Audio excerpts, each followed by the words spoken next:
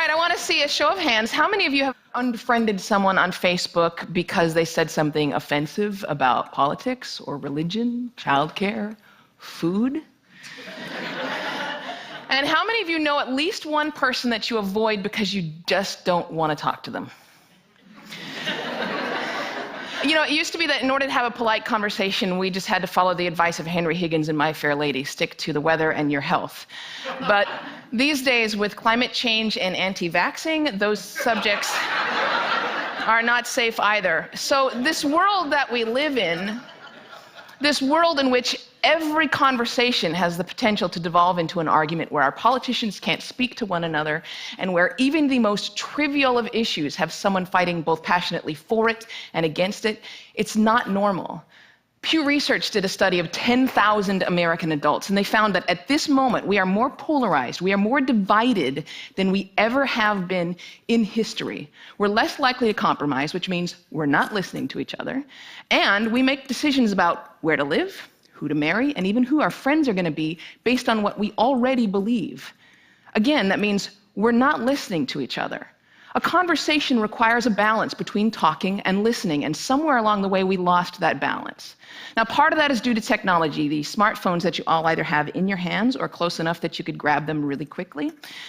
There's this great piece in The Atlantic. It was written by a high school teacher named Paul Barnwell, and he gave his kids a communication project. He wanted to teach them how to speak on a specific subject without using notes. And he said this: I came to realize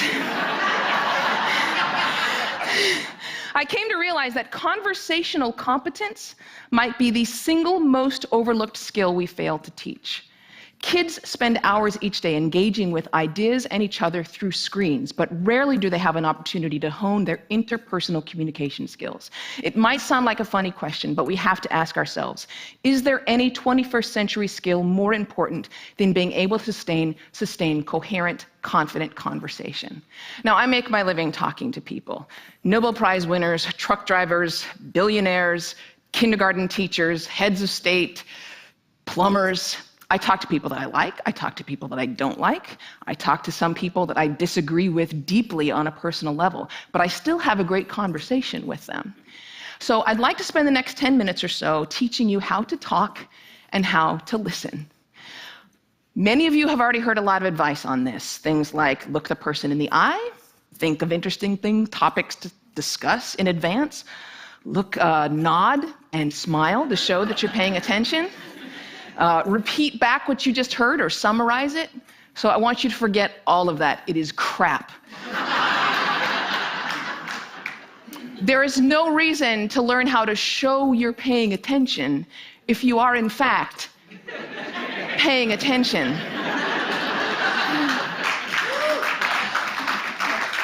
Now, I'm going to teach you how to interview people, and that's actually going to help you learn how to be better conversationalists. Learn to have a conversation without wasting your time, without getting bored, and please God, without offending anybody. We've all had really great conversations. We've had them before. We know what it's like. The kind of conversation where you walk away feeling engaged and inspired, or where you feel like you've made a real connection, or you've been perfectly understood. There is no reason why most of your interactions can't be like that. So I have 10 basic rules. I'm going to walk you through all of them, but honestly, if you just choose one of them and master it, you're already going to enjoy better conversations. Number 1, don't multitask. And I don't mean just set down your cell phone or your tablet or your car keys or whatever's in your hand. I mean, be present. Be in that moment. Don't be thinking about your argument you have with your boss. Don't be thinking about what you're going to have for dinner. If you want to get out of the conversation, get out of the conversation. But don't be half in it and half out of it. Number 2, don't pontificate. If you want to just state your opinion without any opportunity for response or argument or pushback or growth, write a blog. Now, there's a really good reason why I don't allow pundits on my show, because they're really boring if they're totally predictable. And you don't want to be like that. You need to enter every conversation assuming that you have something to learn. The famed therapist Eb Scott Peck said that true listening requires a setting aside of oneself. And sometimes that means setting aside your personal opinion. He said that sensing this acceptance, the speaker will become less and less vulnerable and more likely to open up the inner recesses of his or her mind to the listener. Again, assume that you have something to learn. Bill Nye, everyone you will ever meet knows something that you don't. I put it this way, everybody is an expert in something. Number 3, use open-ended questions. In this case, take a cue from journalists. Start your questions with who, what, where, when, why, or how. If you put in a complicated question, you're going to get a simple answer out. If I ask you, were you terrified? You're going to respond to the most powerful word in that sentence, which is terrified, and the answer is, yes, I was, or no, I wasn't. Were you angry? Number 4, go with the flow. That means thoughts will come into your mind, and you need to let them go out of your mind. We've heard interviews often in which a guest is talking for several minutes and then the host comes back in and asks a question which seems like it comes out of nowhere or it's already been answered. That means the host probably stopped listening 2 minutes ago because we do the exact same thing. We're sitting there having a conversation with someone and then we remember that time that we met Hugh. Number 5, if you don't know, say that you don't know. Now, people on the radio, especially on NPR, are much more aware that they're going on the record. And so they're more careful about what they claim to be an expert in and what they claim to know for sure. Do that. Err on the side of caution. Talk should not be cheap. Number 6, don't equate your experience with theirs.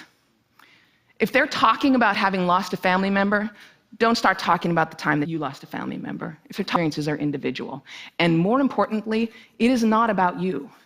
You don't need to take that moment to prove how amazing you are or how much you've suffered. Somebody asked Stephen Hawking once what his IQ was, and he says, I have no idea. People who brag about their IQs are losers. Conversations are not a promotional opportunity. Number 7. Number 8, stay out of the weeds.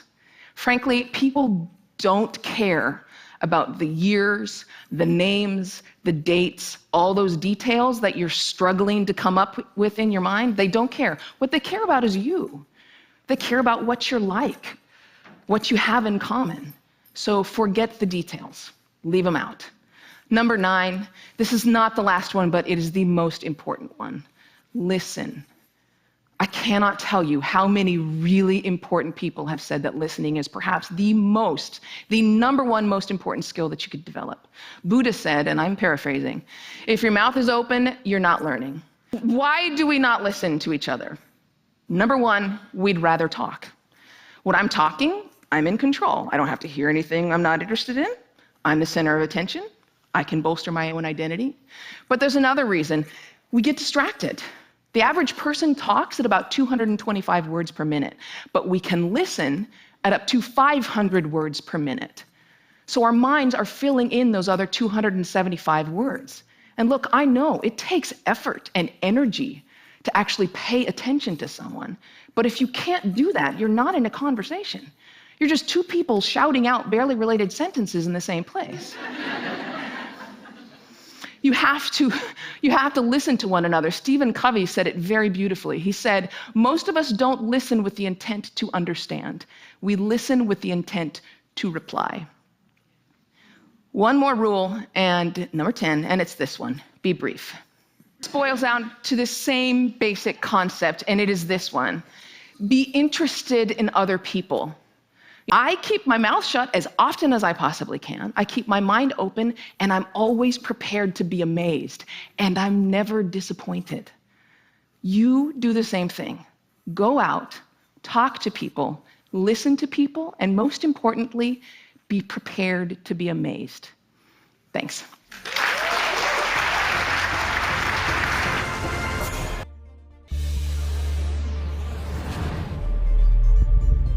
تهیه شده در رسانه آموزشی بیز مگ. بیز همیشه یک گام جلوتر.